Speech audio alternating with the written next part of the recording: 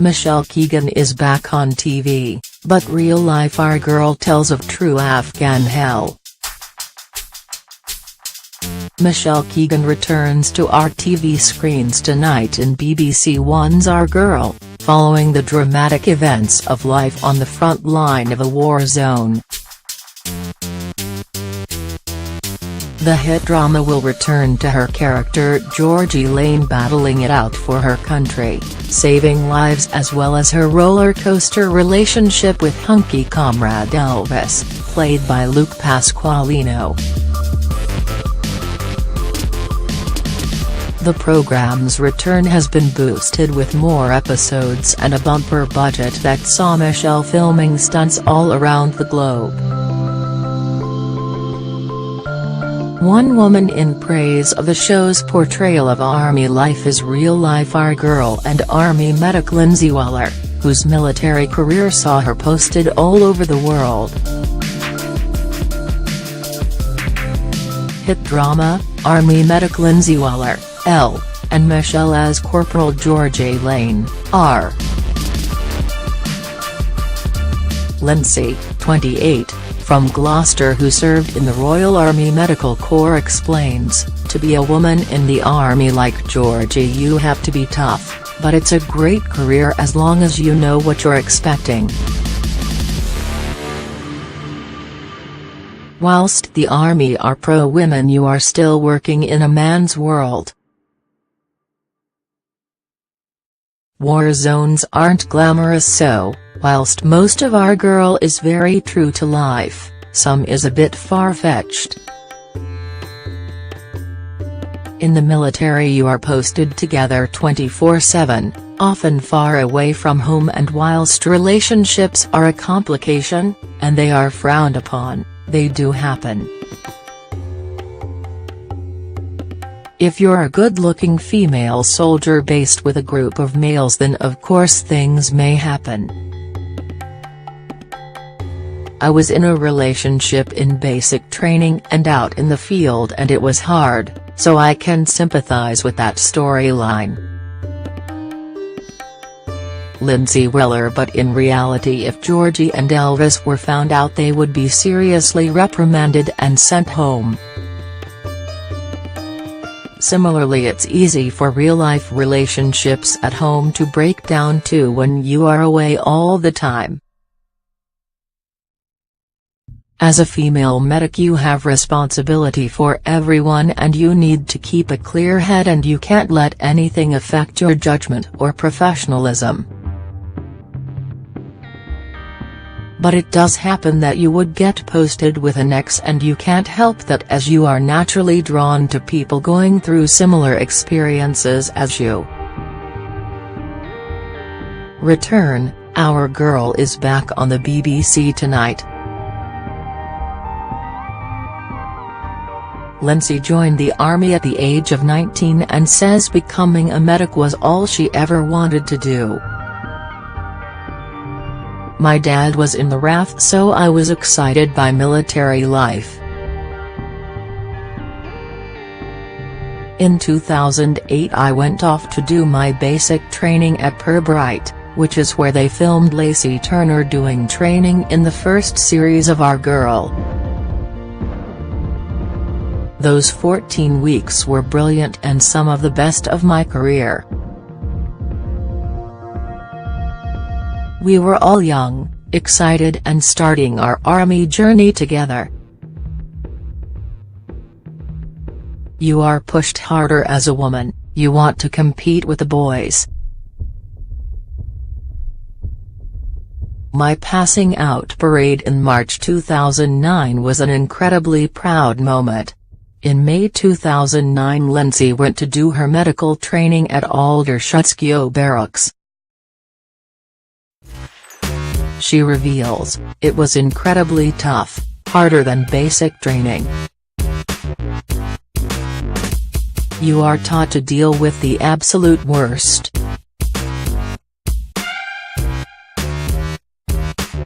I was pushed to my limit in practical training, but you have to know everything.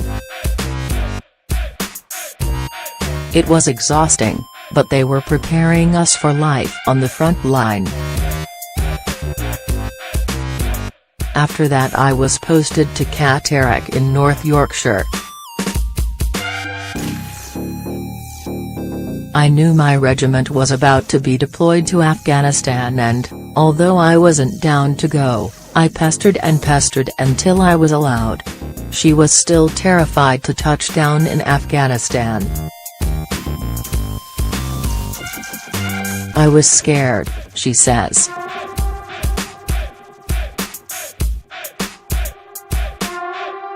Training. In May 2009 Lindsay went to do her medical training at Aldershot Barracks.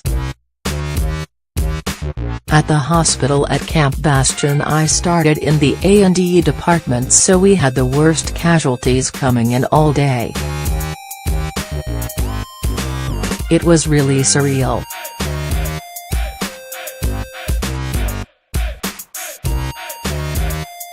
I saw people who'd lost legs, arms, children who'd lost limbs, the worst scenes you can ever imagine, and people screaming in agony. Local children had lost hands from picking up bombs. A baby was brought in who'd been drowned by the Taliban in a nearby river simply for being a girl. I stayed with her and said a prayer. It was devastating. After the hospital I was posted out on the front line with Scots Guard artillery up on a hill, which involved carrying huge guns and weaponry at all times. On our first two-day patrol a massive explosion from a suicide bomber shook the ground. Rubble flew everywhere and we were stuck for 7 days. We went down to the town and there were body parts everywhere, people were screaming. It was horrific, and after we cleared the scene and got everyone help we just marched back up to the top of the hill and continued as if nothing had happened. My next position was back out with the infantry in the Nari Saraj district of Afghan. We would patrol through towns, but the weight of the equipment and the heat was so intense that I struggled so much. Medic, Lindsay found it hard to get back into the routine of normal life. Every time I got down on one knee to help someone I could barely stand up. But as the only female I didn't want anyone to know I couldn't keep up. Then suddenly we were shot at and adrenaline kicked in. I threw myself to the floor and started firing. It was surreal. You go into autopilot and your training kicks in. But it was leaving the front line that changed everything for Lindsay. It was so strange to be back in the UK. I couldn't cope with normal life.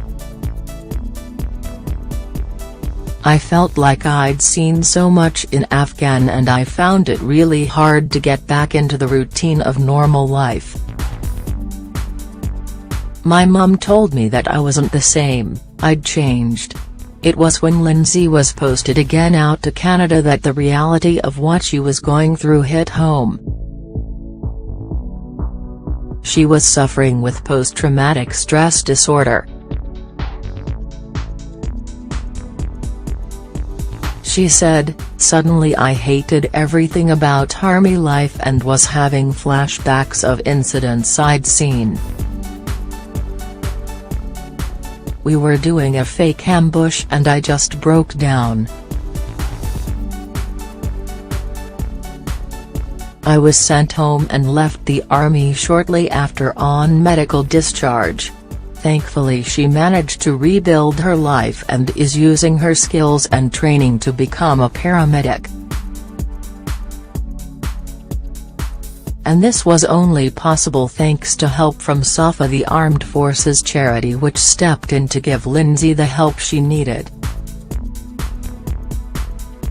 Help.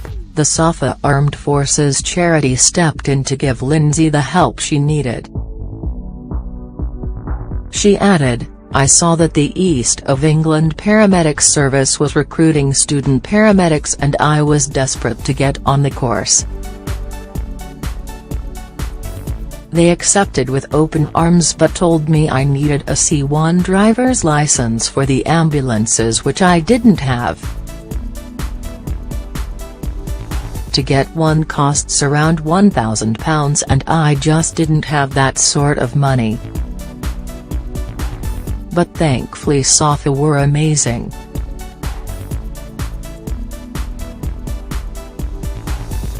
They granted me the £1,000 straight away and I got the job. It changed my life.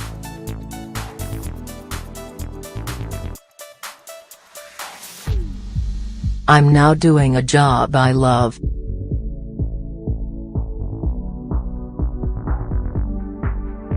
Everything I went through in Afghanistan makes me a better paramedic today. I am cool under pressure and nothing I face now can faze me." To help SAFA support more veterans, like Lindsay, visit safa.org.uk/give.